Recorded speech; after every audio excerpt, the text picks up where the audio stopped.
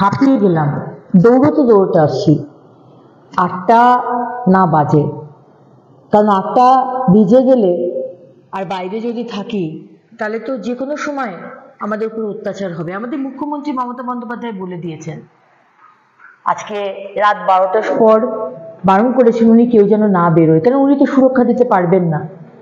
তাই আমার সমস্ত বোনেরা, আমার সমস্ত দিদিরা, মায়েরা যারা পশ্চিমবঙ্গে থাকেন, আপনাদেরকে বলবো আপনারা যেখানেই থাকুন 8টার মধ্যে কিন্তু বাড়ি ঢুকে যাবেন, কারণ মুখ্যমন্ত্রী কিন্তু আমাদের সুরক্ষার দায়িত্ব নেননি। আর বাড়িতে ফিরে অবশ্যই ফেসবুকে আপনি একটু জানিয়ে দেবেন, ভিডিও করে দেবেন বা লিখে দেবেন যে আপনারা বাড়ি পৌঁছে গেছেন।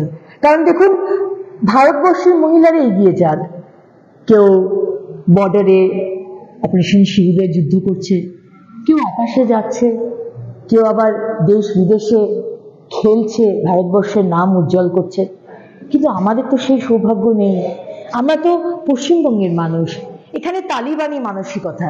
এখানে কিন্তু আমাদের মুখ্যমন্ত্রী বলে দিয়েছেন 8টার পর কিন্তু বা সন্ধেবেলায় মেয়েদের কিন্তু বেরোনো উচিত নয়। তাই যেখানেই থাকবেন দৌড়ে দৌড়ে 8টার পর কিন্তু বাড়ি ঢুকে যাবেন। আর ফেসবুকে বা সোশ্যাল মিডিয়ায় একটা পোস্ট করতে ভুলবেন না।